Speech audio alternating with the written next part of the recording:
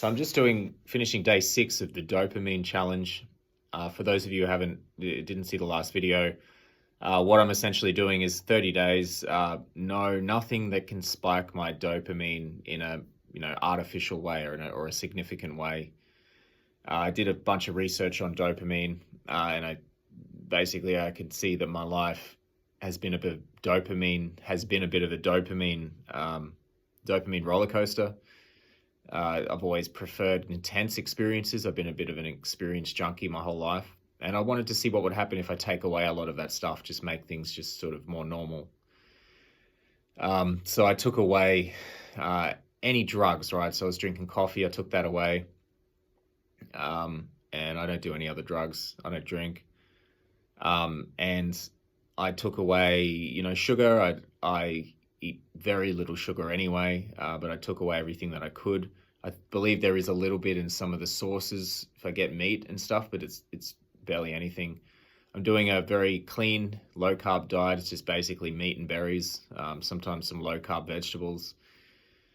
And not doing anything that's too stimulating. So, I'm not doing movies or TV series or video games, and masturbation is out, porn definitely out.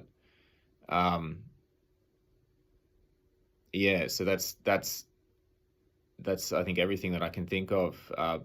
So my life just consists of, at the moment, working on projects and learning.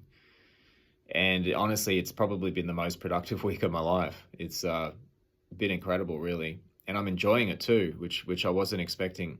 I just have this sense of purpose and drive that I found it difficult to have in the past. There's about 5 or 6 different projects that I'm working on that I just seem to relentlessly be able to work on these things. Including my normal day job, I'm working maybe 15, 16 hours a day. And then outside of that, I'm either walking or going to the gym, and I still socialize. Not much, not heaps, just enough, right? Because I think that's important. We need to make sure that our community is there, because when I was traveling on my own, I was a much less productive. And I think it's because it's the sense of community. When it's there, you're sort of freer to do what you need to do.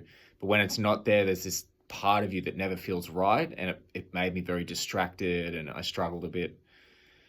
So I make sure to, in some way, just keep maintaining that, not too much. Other than that, I just eat. So that's basically my life. When I'm walking around, I'll a lot of the time be trying to learn something, practicing languages. When I'm at the gym, I'll listen to certain podcasts, educational ones. And I'm working my normal job, 8 hours, and then outside of that, my projects, maybe, I don't know, anywhere from 3 to 6 hours. It's a fair bit, maybe even more. I think today's been even more. It's hard to really know, because I kind of don't care. I just keep working. I just keep creating. The sense of pride that I have from what I'm creating, and how my brain is sort of functioning it feels like it's on the very fringes of its capability, and it's just sort of wavering there, where I'm coming up with all these ideas and really open to learning and reading and understanding and creating and stuff. I don't know if that's anything to do with the dopamine.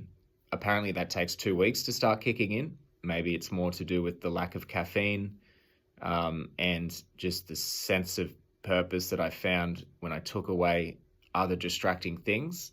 Also, I'm supposed to not be scrolling on Facebook or Instagram. I do find myself doing it a little bit. I just quickly cut it off.